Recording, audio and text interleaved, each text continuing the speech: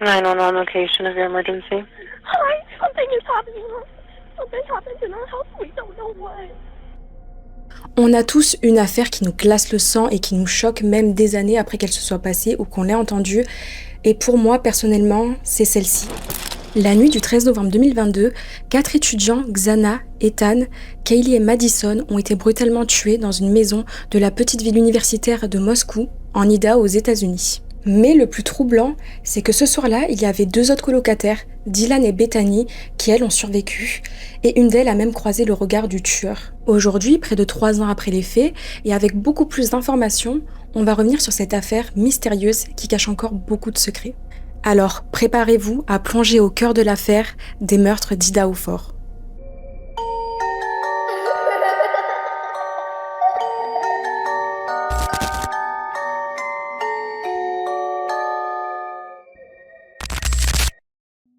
Avant d'entrer dans les détails de ces nuits tragiques, je pense qu'il est important de savoir qui étaient ces 6 jeunes étudiants dont la vie a été chamboulée. Kaylee, Madison, Xana, Ethan, Dylan et Bethany, ce ne sont pas juste des noms sur une liste. C'était des amis, des amoureux, des étudiants qui avaient plein de rêves et plein de projets d'avenir. Kaylee Gonzalez, 21 ans, faisait des études générales à l'université d'Idaho. Mais au-delà de ses études, Kaylee était connue pour sa personnalité pétillante et sa joie de vivre. Elle était pleine de vie. Ses proches disent qu'elle avait un rire communicatif et qu'elle était extrêmement proche des animaux, notamment de son chien Murphy. Et apparemment, elle était hyper sociable, c'est ce qui la rendait attachante auprès de ses amis et de sa famille. On connaît tous une personne comme ça dans notre entourage, une personne où quand on la voit, c'est un peu comme une sorte de rayon de soleil, quoi. Et un détail très important, c'est qu'elle était très proche de Madison. Madison Mogan, elle aussi avait 21 ans et elle étudie dans la même université, sauf que elle étudiait en marketing. Ses proches la décrivent comme quelqu'un de doux, de très gentil et de très fidèle, une personne sur qui on peut compter, une sorte de pilier. L'amitié entre Madison et Kaylee était très très forte. Les deux se connaissaient depuis qu'elles étaient toutes petites, elles ont grandi ensemble, elles partageaient absolument tout, leur joie, leur peine. Du coup, se mettre en colocation, ça paraissait logique. Elles étaient tellement inséparables que la sœur de Kaylee, Olivia, j'espère que je le prononce bien, considérait littéralement Madison comme sa petite sœur aussi. Donc je pense que vous voyez un petit peu le genre d'amitié que c'était. Xana Kernodle, 20 ans, était une jeune femme rayonnante. Sa famille, ses proches disent qu'elle était hyper gentille et qu'elle avait une énergie contagieuse. Hi, my name is Xana Kernodle. I'm a marketing major here at the University of Idaho. Elle aussi étudiait le marketing dans la même université que Madison et Kaylee et elle était extrêmement proche de son petit ami Ethan Chapin. Ethan avait 20 ans et il étudiait la gestion du loisir, du tourisme et du sport. On le décrivait comme un jeune homme gentil et attentionné. Les 2 étudiants étaient un couple adorable et apparemment ils étaient extrêmement populaires sur le campus. Ils passaient beaucoup de temps ensemble, notamment lors des événements universitaires. Je tiens à dire que Ethan n'était pas colocataire de cette maison, voilà, il n'y avait que les filles qui habitaient là, mais il était souvent là pour être avec Xana.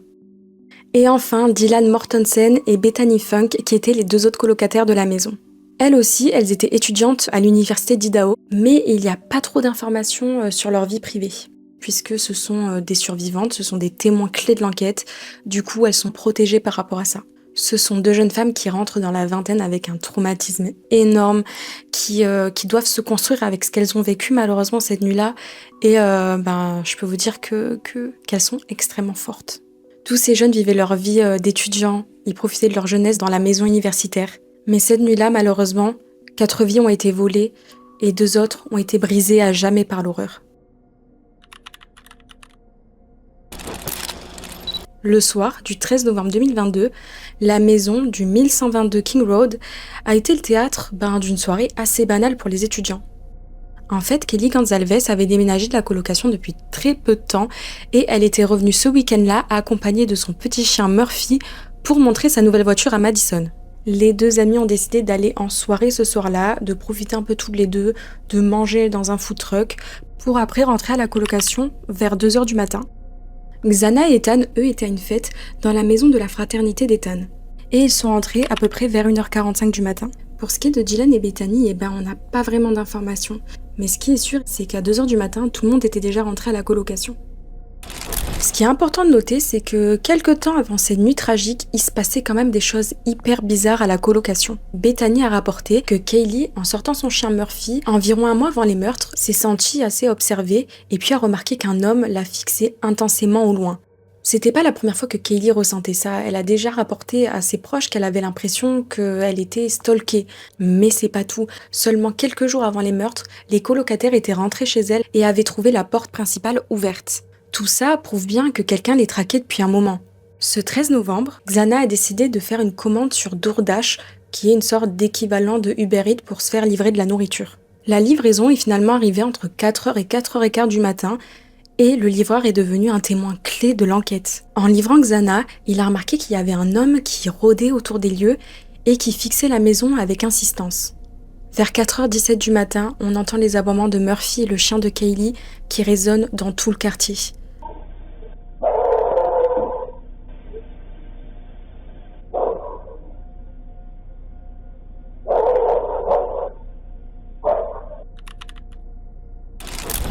L'agresseur, qui portait un masque, aurait pénétré par la porte coulissante de derrière pour rentrer dans la maison. Il s'est ensuite dirigé directement vers le 3e étage de la maison, là où Kaylee et Madison dormaient.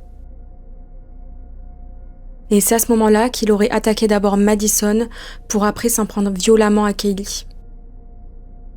Dylan, qui était dans sa chambre au 2e étage, commence à entendre des bruits très étranges, des pleurs et même une voix qui dit « C'est ok Kaylee, je suis là pour toi ».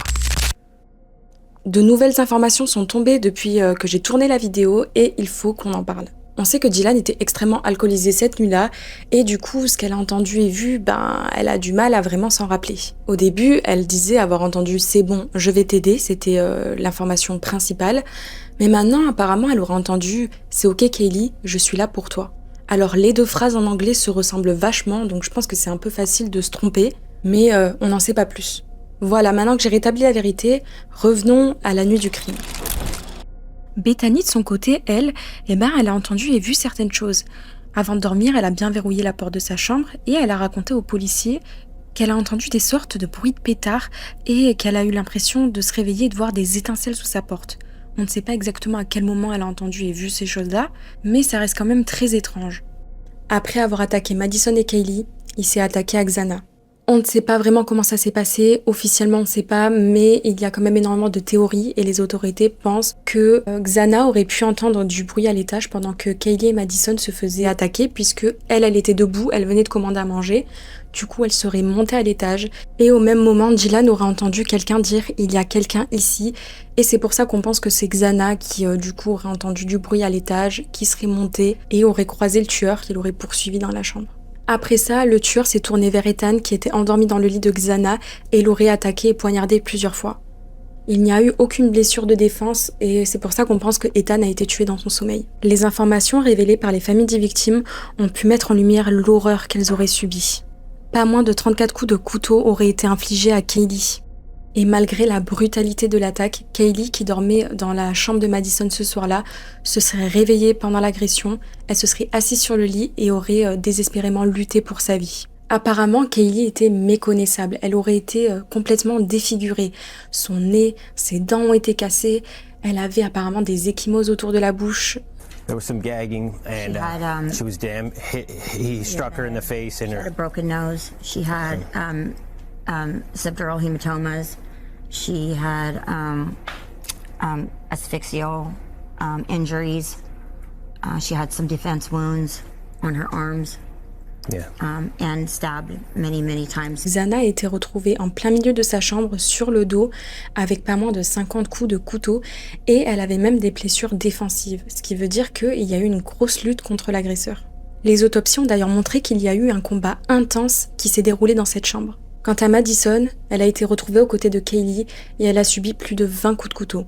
D'après les autorités, les chambres étaient recouvertes de sang, ce qui montre vraiment la violence de l'agression.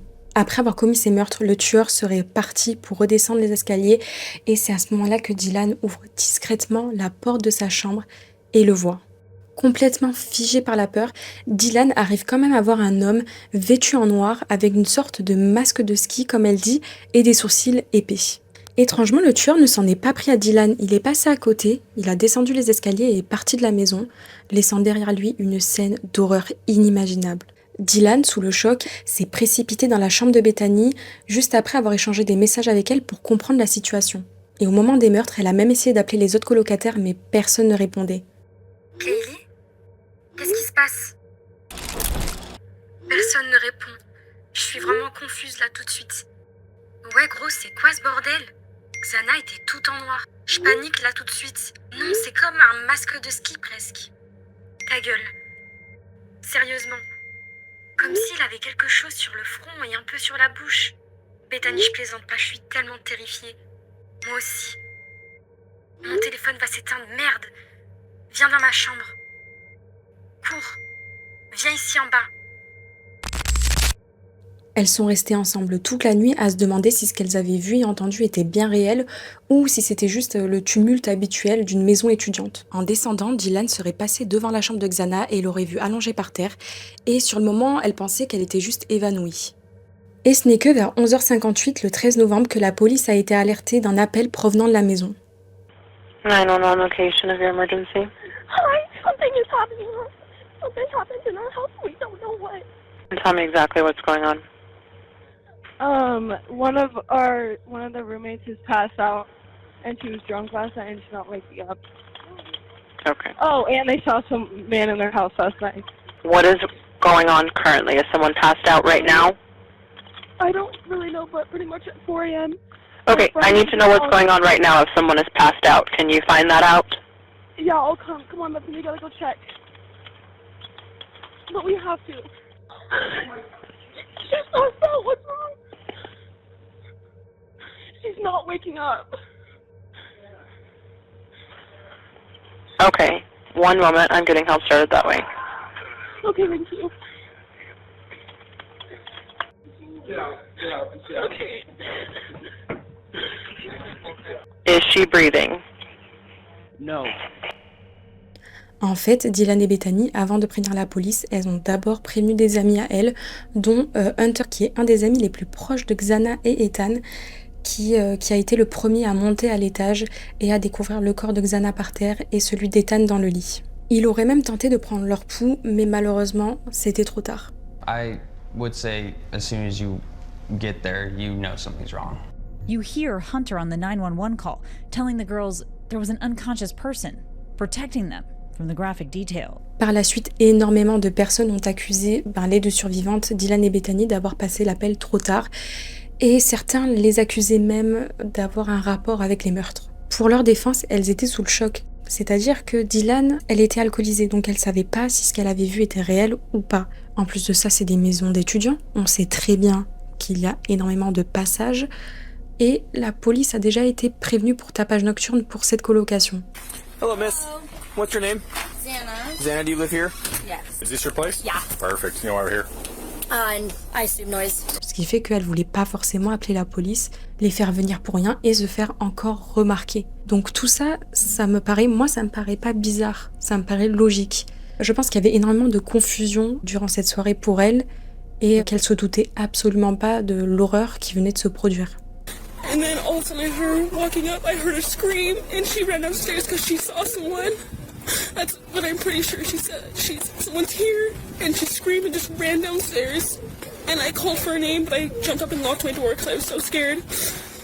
And then I heard someone in the bathroom, and I heard her crying, and I heard some guy say that you're gonna be okay, I'm gonna help you. And I kept calling her name, but she wasn't answering. And then I opened the door for a second, and I saw this guy. And I couldn't really see much of him, but I'm almost positive he was wearing a full black outfit. And he had this mask that was just over his forehead and over his mouth, and he didn't say anything to me, like at all. I just shut the door and locked it, because I didn't know what to do.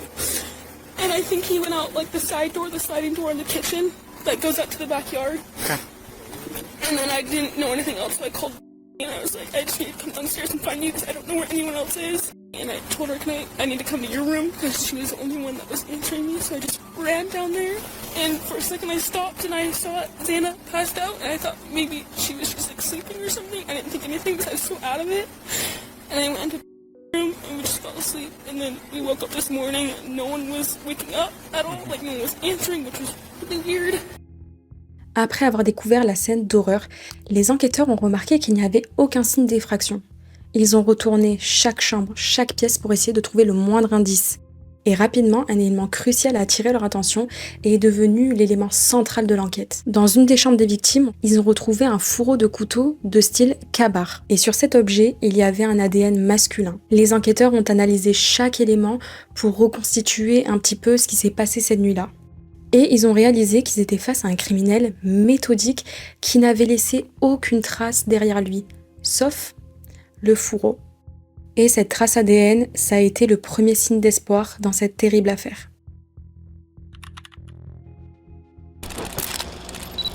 Les enquêteurs se retrouvent confrontés à une course contre la montre. Le fourreau du couteau découvert sur la scène de crime avec l'ADN masculin dessus devient la pièce maîtresse de l'enquête. Cet ADN, il est unique, c'est-à-dire qu'il ne matche dans aucune des bases de données criminelles, ce qui complique l'enquête. En parallèle, les forces de l'ordre passent en revue toutes les caméras de surveillance du quartier et ils trouvent un détail assez intéressant. Une Hyundai Elantra blanche. Ce véhicule aurait été aperçu à plusieurs reprises près de la maison, faisant des allers-retours assez bizarres avant et après les meurtres. Après des semaines de travail acharné, la peur s'intensifie de plus en plus auprès des étudiants de l'université d'Idaho, mais les enquêteurs ne baissent pas les bras. En examinant les données sur les Hyundai Elantra blanches de la région, notamment aux abords de l'université d'État de Washington, ils vont trouver un potentiel propriétaire. Les enquêteurs remarquent que la description physique qu'a fait Dylan de l'agresseur correspond vachement avec ce propriétaire de cette Hyundai blanche, et ça commence à attirer leur attention. En comparant l'ADN du fourreau de couteau à des bases de données généalogiques publiques, les enquêteurs parviennent à établir un arbre généalogique et à identifier des parents éloignés de l'agresseur. Cette analyse, combinée aux informations sur la voiture et à la description du suspect, converge vers une famille en particulier. Avant de procéder à une arrestation et d'avoir une preuve solide, les enquêteurs décident de mener une manœuvre discrète mais cruciale. Ils récupèrent des déchets devant le domicile des parents du suspect, en Pennsylvanie, là où il est retourné pour les vacances. Dans ces déchets, il y a tout simplement un échantillon d'ADN du père de l'individu visé. Et là, c'est le match parfait. Au cœur de cette affaire, un nom s'est démarqué, celui de Bryan Kohberger. Âgé de 28 ans au moment des événements, il représente un profil vraiment inattendu et assez perturbant. Bryan a grandi en Pennsylvanie au sein d'une famille décrite comme soudée. Plus jeune, il était en surpoids et subissait de l'harcèlement scolaire, ce qui a pu potentiellement le marquer profondément. Et ce n'est qu'en dernière année de lycée que sa vie a changé. Il a perdu près de 45 kilos et ce changement physique, il s'est accompagné d'une évolution inquiétante de son comportement. Il est devenu beaucoup plus agressif, notamment avec ses amis, et il a même sorti une chanson de rap où il se décrit comme le diable. Des posts en ligne écrits par Bryan Kohberger ont notamment révélé un esprit assez tourmenté. Il y expliquait avoir zéro émotion, des idées folles, des délusions de grandeur, et affirmait qu'il pouvait faire ce qu'il voulait avec peu de remords. Il expliquait aussi que vers 17 ans, il a développé un trouble visuel, une vision snow, c'est-à-dire une vision de neige. Mais c'est pas tout, il a aussi parlé de problèmes de déréalisation. Et avec tout ça, on peut constater qu'il avait des problèmes de santé mentale. Il a aussi été rapporté qu'il a eu une dépendance à l'héroïne durant son adolescence et qu'il allait même jusqu'à voler de l'argent à ses amis pour pouvoir payer ses consommations. Plus tard, il est devenu étudiant en doctorat en criminologie à l'université d'État de Washington, à quelques kilomètres seulement de Moscou. Kohberger possédait donc des connaissances approfondies en méthode d'enquête et en comportement criminel. Ce n'était pas juste un étudiant banal. Apparemment, il était brillant et il étudiait précisément la criminologie, le crime en lui-même.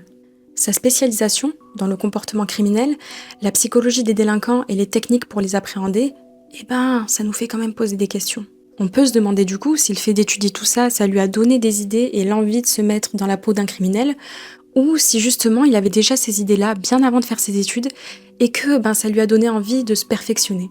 Les enquêteurs ont aussi découvert des éléments hyper inquiétants concernant ses appareils électroniques. Son téléphone a été repéré près de la maison des victimes pas moins de 23 reprises en juillet 2022, soit quelques mois avant les meurtres. Ces recherches en ligne ont littéralement révélé un esprit hyper perturbé, fasciné par le contrôle et la violence. On y trouvait des recherches sur le tueur Ted Bundy, mais aussi des mots comme pornographie, évanoui, drogué, endormi. Ces recherches laissaient fortement penser à une intention d'agression sexuelle. Mais au-delà des recherches, l'analyse de sa psychologie a révélé une personnalité alarmante. Les enquêteurs estiment qu'il recherchait à réaliser un fantasme criminel minutieusement élaboré. La violence de l'attaque, particulièrement envers Kelly et Xana, montre une colère extrême et un désir de supériorité. Pour les experts en profilage, la manière dont les meurtres ont été perpétrés avec tant de brutalité alors que les victimes dormaient est souvent le signe d'une pathologie narcissique et d'un manque total d'empathie. Ces actes semblent être motivés par une sorte de mélange de frustration sexuelle et d'un besoin de supériorité envers les femmes. Il était soupçonné à être un tueur en série à en devenir et l'incident en Idaho était probablement que le début. Un élément qui a aussi été retrouvé sur son téléphone et qui est extrêmement perturbant, c'est un selfie de lui qui a été pris le 13 novembre 2022, quelques heures après les meurtres. Tout ça révèle un niveau énorme de cruauté et de narcissisme. Des personnes qui connaissaient Bryan Kohberger l'ont décrit comme une personne assez maladroite socialement et potentiellement dangereuse. Plus inquiétant encore, plusieurs étudiantes dans son université l'ont signalé pour comportement sexiste. 13 plaintes ont été faites à l'encontre de Bryan Kohberger durant ses études venant de certains élèves et notamment d'une de ses professeurs. Je cite, « Kohberger est assez intelligent pour que dans 4 ans nous devions lui donner un doctorat, croyez-moi.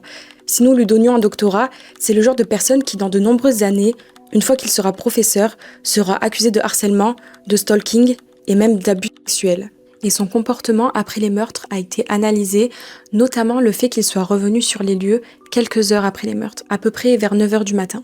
On ne sait toujours pas pourquoi il est revenu. Est-ce qu'il voulait retourner sur la scène de crime pour, comme beaucoup de tueurs font? Est-ce qu'il est re-rentré dans la maison? Est-ce qu'il voulait voir si les autorités ont été appelées?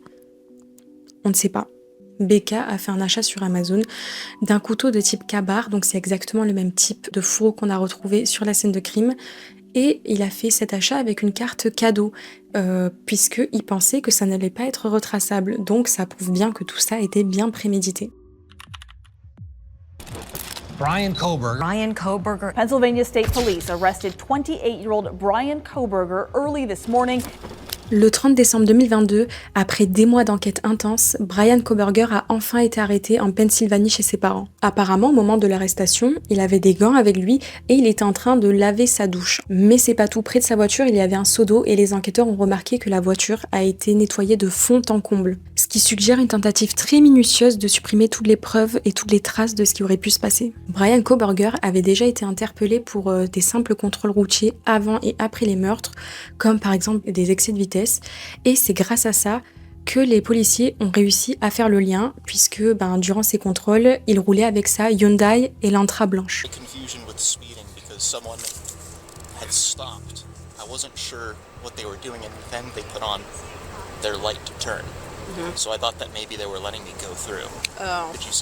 Et c'est notamment grâce à ça, et puis après l'ADN, qu'ils ont réussi à faire le lien et à l'arrêter. Lors des premiers échanges entre les policiers et Becca, les policiers tentent de briser la glace en lui posant des questions, un peu n'importe lesquelles. Puis petit à petit, ils commencent à lui poser des questions sur les meurtres. Donc au début, il lui demande « Est-ce que tu as entendu parler des meurtres d'Idaho, de Moscou ?» Et à ça, il répond oui. Puis après, il lui demande « Est-ce que tu veux en parler ?» Et là, Bryan Kohberger répond « Je veux un avocat ». Une réaction qui n'étonne pas puisque grâce à ses études en criminologie, il connaît exactement ses droits pénaux et comment se protéger. Une fois arrêté et déplacé en détention, le comportement de Bryan Kohberger est devenu un sujet d'observation minutieuse pour les autorités et les médias. Bien loin de montrer des signes de remords et de faiblesse, il reste très froid, très détaché, toujours dans le contrôle. En détention provisoire, son comportement a continué de révéler un narcissisme et un ego démesuré avec un besoin de contrôle même derrière les barreaux. Les enquêteurs ont dit qu'un détenu aurait même cité Bryan Kohberger d'un putain de mec bizarre. Et il a ajouté qu'il suffit de regarder dans ses yeux et qu'il n'y a absolument rien, aucune émotion. La défense de Kohberger, de son côté, a essayé d'expliquer certains de ces faits troublants. Ils ont affirmé que si Becca portait des gants lors de l'arrestation, c'est parce qu'il a des troubles obsessionnels compulsifs, des TOC. Concernant la présence répétée de son téléphone près de la maison des victimes, la défense dit qu'à cause de son autisme, Bryan Kohberger n'arrivait pas à dormir la nuit et que du coup, il sort en voiture pour regarder les étoiles et que du coup, cette maison était probablement sur son chemin. Au-delà de ces explications, le comportement de Becca tout au long de cette procédure nous montre un homme complètement indifférent. Il ne laisse absolument rien paraître. Il a également expressément demandé durant les audiences que personne n'utilise le mot psychopathe. Toutes ces demandes, ça nous prouve qu'il y a un besoin de contrôle complètement de son image. Si vous voulez en savoir plus sur la psychologie de Bryan Kohberger, je vous conseille fortement les vidéos YouTube de Dr. G Explain, qui en plus sont traduites en français, donc c'est super. Il analyse visuellement le comportement de Becca quand il est au tribunal, par exemple. C'est vachement intéressant. Si vous avez envie de regarder, je vous mettrai le lien dans la description. Le 4 septembre 2024, une femme a été arrêtée à Pullman, dans l'État de Washington, pour conduite sous l'influence de drogue. Et lorsque la police a commencé à lui parler, ce qu'elle a dit fait froid dans le dos. You what? I'm supposed to testify against Brian next year. Brian? Yep, I killed all the girls over Moscow. And now I have to testify. Make Turner case here, so yeah, because I'm a DoorDash driver, so yeah. You have to testify in which murder case? Murder case for the college girls. Oh. My DoorDash driver is up right now.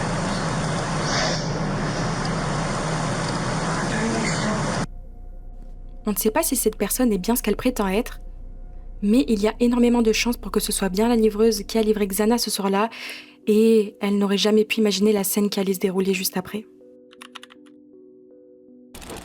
Alors que Bryan Kohberger était désormais sous les verrous en attendant son procès, il y a une question qui pèse aux yeux de tous, c'est pourquoi ? Que ce soit les enquêteurs, le public, les familles des victimes, tout le monde se demande mais quelle est la motivation derrière cet acte atroce ? L'affaire Kohberger a pris un virage décisif et inattendu le 30 juin 2025. En effet, juste avant le début de la sélection des jurés pour son procès, Bryan Kohberger a conclu un accord avec la justice, connu sous le nom d'accord sur la peine ou plea deal. Grâce à cet accord, le 2 juillet 2025, il a été condamné à la prison à vie sans possibilité de libération et du coup, il a échappé à la peine de mort. En acceptant ce plea deal, il évite un procès où il a des chances d'être condamné à la peine de mort. Il dit directement « je suis coupable » sans dire pourquoi ni comment. Et puis, c'est terminé. Did you, on November 13th, 2022, enter the residence at 1122 King Road in Moscow, Idaho, with the intent to commit the felony crime of murder? Yes. Did you,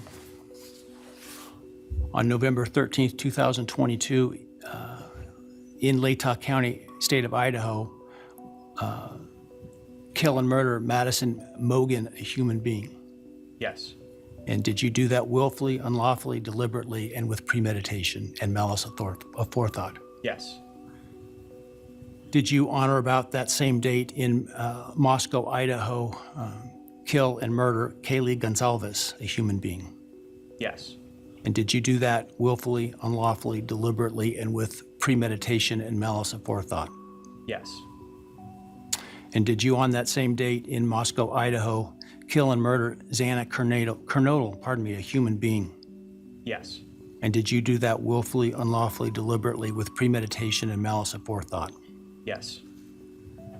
And then on or about November 13th, 2022, again in Latah County, Idaho, did you kill and murder Ethan Chapin, a human being? Yes. Did you do that willfully, unlawfully, deliberately, with premeditation and malice of forethought? Yes. Pour la famille d'Ethan et de Madison, c'est une sorte de soulagement. Ils savent que le tueur est derrière les barreaux et qu'il ne pourra jamais en ressortir. En revanche, la famille de Xana et de Kaylee, eux, ne sont pas d'accord. Ils sont en colère et ils ont un sentiment d'injustice. Pour eux, cet accord est complètement insuffisant. Ils auraient voulu voir Bryan Kohberger dans le couloir de la mort et surtout avoir des explications. Pourquoi ? Après sa condamnation à la prison à vie, en juillet 2025, il y a eu les déclarations d'impact des victimes. C'est un moment où les victimes, les familles des victimes, peuvent se rendre directement à la barre et s'adresser à Bryan Kohberger en lui exprimant ce qu'ils ont sur le cœur. Ce moment a été filmé en live sur plein de sites, plein de réseaux, je crois même YouTube, et je peux vous dire que ça a été extrêmement triste. You, man, I don't know what my limits are here. But I'm really struggling, dude. I am struggling. So I wanna just be out in the woods with you just so I can teach you about loss and pain.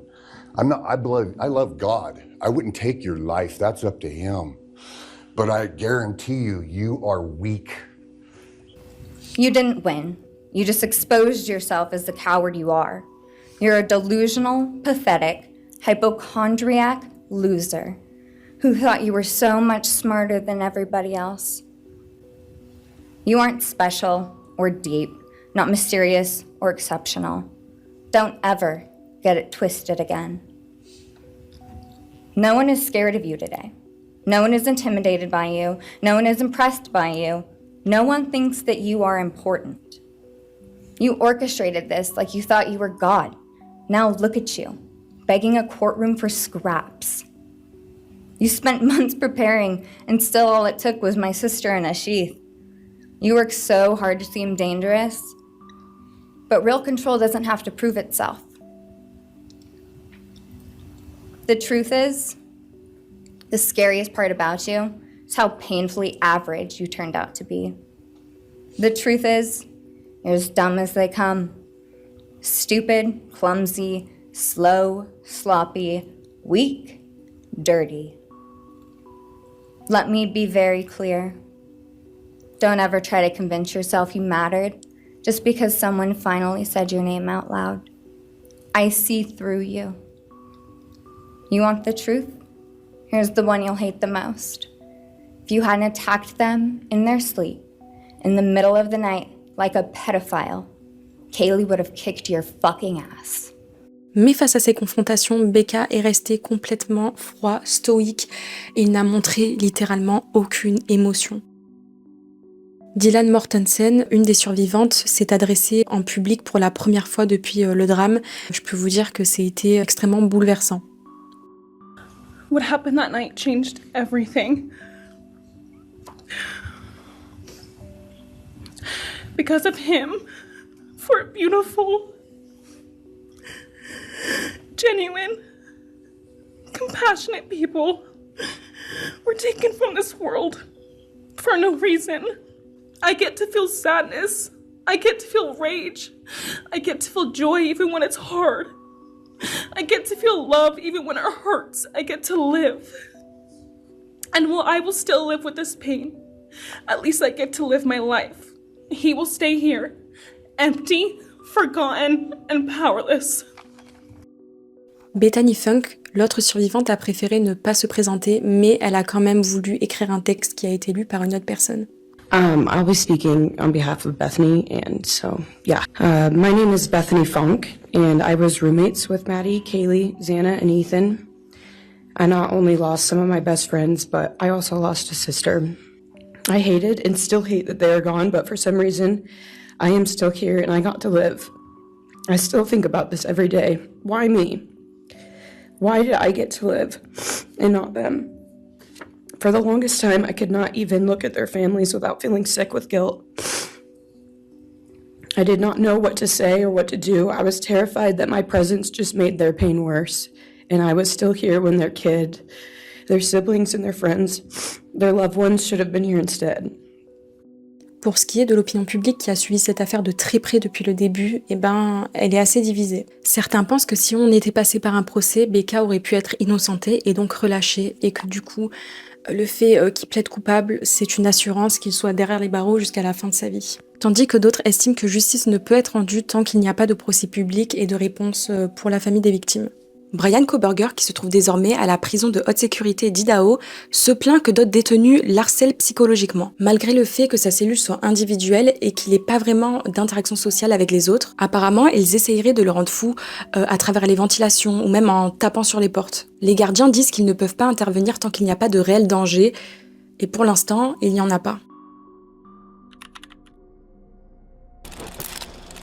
Même après la fin de cette longue bataille judiciaire, il y a encore énormément d'interrogations qui persistent. Avec l'absence de mobile clair et toutes les zones d'ombre qu'il y a autour de cette affaire, ça alimente énormément les théories et les débats sur internet sur ce qui aurait pu vraiment se passer ce soir-là. Et on va en parler. Une des principales théories la plus connue et qui est soutenue par certaines familles des victimes, ce serait que Madison Mogan était la cible principale de Kohberger. Alors pourquoi est-ce que ça aurait été Madison ? Déjà pour commencer, Brian Kohberger, le soir du meurtre, il est directement allé dans sa chambre. Il connaissait les lieux, il savait très bien où il allait et il a décidé d'aller voir Madison. Après ça, On sait aussi que sur son téléphone, il y avait des recherches sommeil forcé, évanouissement, drogué. Son intention, c'était d'agresser sexuellement sa victime. Et ben, son plan a été cassé puisque il y avait Kaylee dans la chambre et ça, je pense que du coup, il ne s'y attendait pas du tout. Ce serait pour ça que Kaylee a été agressée de manière aussi brutale parce que il aurait mis toute sa colère, toute sa frustration